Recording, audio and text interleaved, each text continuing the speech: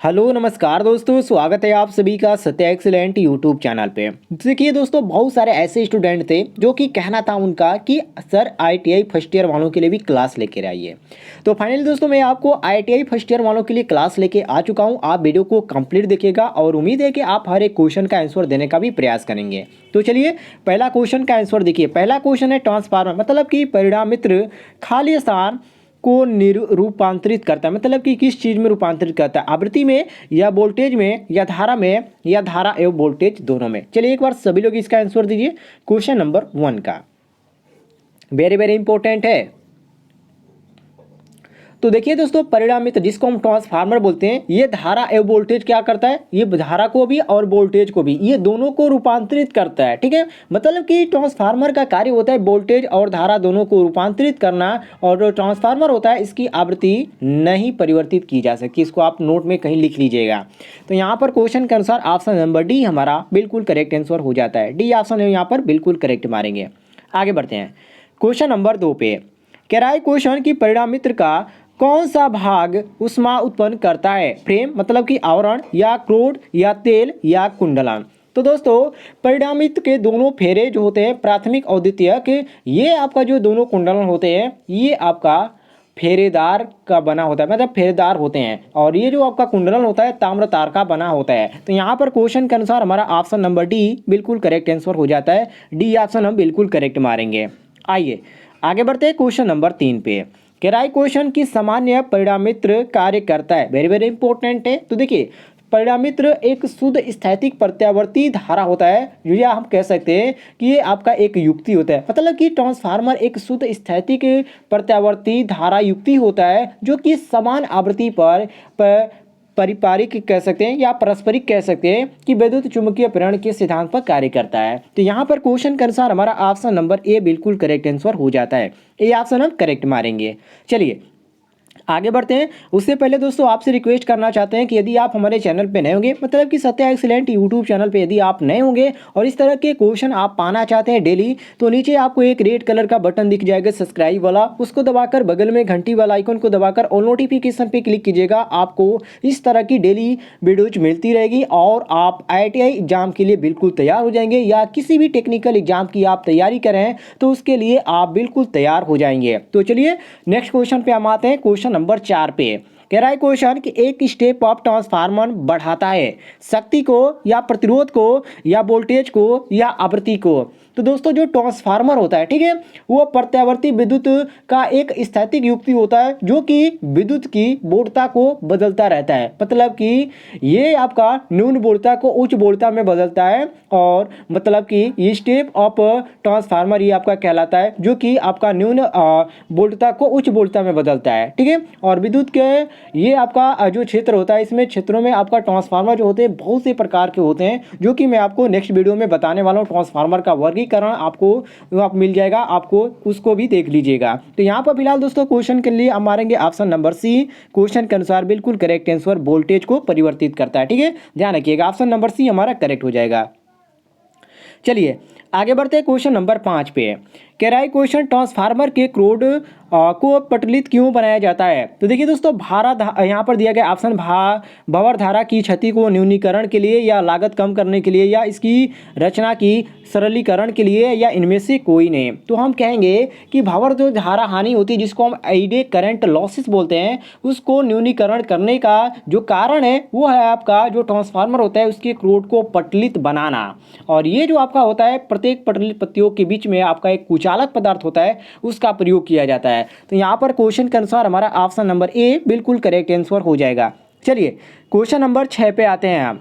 कह रहा है क्वेश्चन नंबर 6 कि किसी संचालित परिणामित्र का खुला परिपथ परीक्षण का निर्धारण किया जाता है, हिस्टैरिसीस हानियाँ या कॉपर हानियाँ या क्रोड हानियाँ या भंवर धारा हानियाँ, मतलब कि किसके द्वारा किया जाता है। तो दोस्तों आप हमेशा ध्यान रखिएगा, जो यहाँ पर क्रूड हानियाँ दी गई ये तो हमारा बिल्कुल करेक्ट आंसर हो जाएगा। मतलब कि किसी संचालित परिणामित्र का खुला परिपथ परीक्षण का निर्धारण जो होता है क्रूड हानियों को करने के लिए किया जाता है। और जो क्रूड हानियाँ होती है इसको ध्यान से देख लीजिएगा, ये आपका जो हानियाँ होती है क्रूड हानियाँ, ये ट्रांसफार्मर में लगातार होती है, मतलब कि इसका कंटिन्यूटी जारी रहता है यहाँ पर हानि की, ठीक है।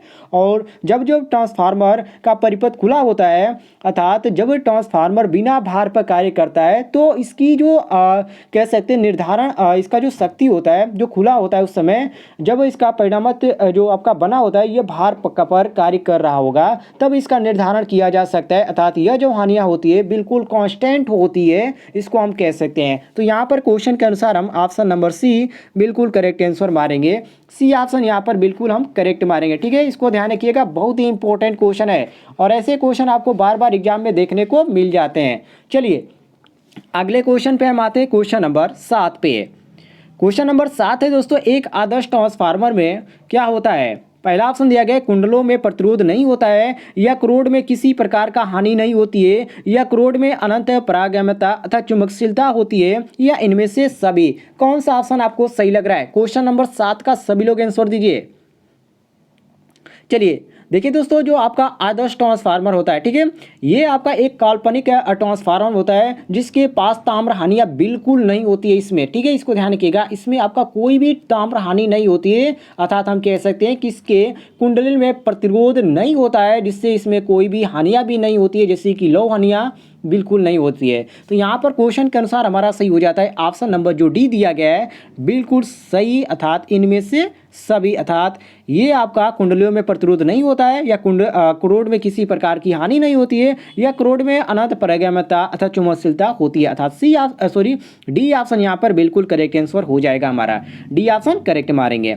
आइए क्वेश्चन नंबर 8 पे आते हैं। कह रहा है क्वेश्चन की परिणाम मित्र, मतलब कि ट्रांसफार्मर के ईएमएफ समीकरण में शामिल फ्लक्स का मान होता है तत्क्षणिक या अधिकतम या औसत या आरएमएस। कौन सा ऑप्शन आपको सही लग रहा है। क्वेश्चन नंबर यहाँ पर 8 का आंसर देने का प्रयास कीजिए। तो देखिए दोस्तों, आपको एक सूत्र मालूम होगा, ई बराबर आपका 4.445 mn, ठीक है। अब देखिए जो ट्रांसफार्मर होता है इसकी ईएमएफ जो समीकरण होता है उसमें शामिल फ्लक्स का मान जो होता है अधिकतम होता है, मतलब कि ट्रांसफार्मर के ईएमएफ का जो सूत्र होता है ये आपका होता है ई बराबर 4 आपका होता है 4.445 mn होता है, ठीक है, जो आपका वोल्ट में कन्वर्ट किया जाता है। तो यहाँ पर क्वेश्चन के अनुसार हमारा ऑप्शन नंबर बी बिल्कुल करेक्ट हो जाता है, अधिकतम, ठीक है, बी ऑप्शन करेक्ट मारेंगे। आगे बढ़ते हैं क्वेश्चन नंबर 9 पे। कह रहा है क्वेश्चन कि परिणामित निभार पर है, इसका तात्पर्य क्या है। तो देखिए दोस्तों, यदि ट्रांसफार्मर में निभार का मतलब होता है उसका द्वितीयक वाइंडिंग होती है उस तरफ परिपथ खुला है, अर्थात कोई भी भार नहीं है, मतलब कोई भी उस पर लोड नहीं है, इसलिए यहाँ पर हम मारेंगे ऑप्शन नंबर डी बिल्कुल करेक्ट आंसर के द्वितीयक तरफ कोई भी भार नहीं है। तो यहाँ पर डी ऑप्शन बिल्कुल करेक्ट आंसर हो जाएगा। आगे बढ़ते हैं हम क्वेश्चन नंबर 10 पे ध्यान से देखिएगा, थोड़ा सा लंबा क्वेश्चन है। कह रहा है क्वेश्चन निम्नलिखित परिपथ को किसको प्रदर्शित करता है। ये जो आपका परिपथ है ये किस चीज़ को प्रदर्शित कर रहा है। यहाँ पर मैं थोड़ा सा जूम कर देता हूँ, ये देखिए ये रहा आपका परिपथ, इसको ध्यान से देखिए, ये किस चीज़ का परिपथ है। तो आप इसको ध्यान रखिएगा, जो आपका सीटी होता है जो करंट ट्रांसफार्मर होता है वो आपका ये आपका करंट ट्रांसफार्मर का है, ठीक है, अर्थात ये आपका धारा परिणाम मित्र है। अर्थात यहाँ पर जो आपका ऑप्शन में दिया गया ऑप्शन नंबर बी, ये बी ऑप्शन बिल्कुल करेक्ट आंसर हो जाएगा, ठीक है, बी ऑप्शन यहाँ पर करेक्ट आंसर मारेंगे। क्लियर होगा दोस्तों। और ये जो धारा ट्रांसफार्मर होती है इसकी जो क्षमता होती है 15 से कितना होता है, 15 से 50 वोल्ट एम्पियर तक इसका होता है, इसको ध्यान रखिएगा।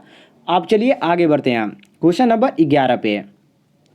क्वेश्चन नंबर 11 है दोस्तों कि परिणामित्र में गुंजन अर्थात हमिंग की आवाज़ किसके कारण पैदा होती है। आप कभी ट्रांसफार्मर के करीब गए होंगे, ठीक है, जो आपके आजू बाजू या गांव कह सकते हैं, कस्बा जो भी है आपका, उसके अब यदि ट्रांसफार्मर के पास गए होंगे तो उसमें गुंजाहट की तरफ से आवाज़ आती है, मतलब कि हमिंग की आवाज़ आती है। वो जो आवाज़ आती है कैसे पैदा होती है और ये क्यों होती है। तो यहाँ पर पहला ऑप्शन दिया गया आपका भार बदलने पर, या परिणामित तेल के कारण, या चुंबकन स्ट्रैक्शन या यांत्रिकी कंपन।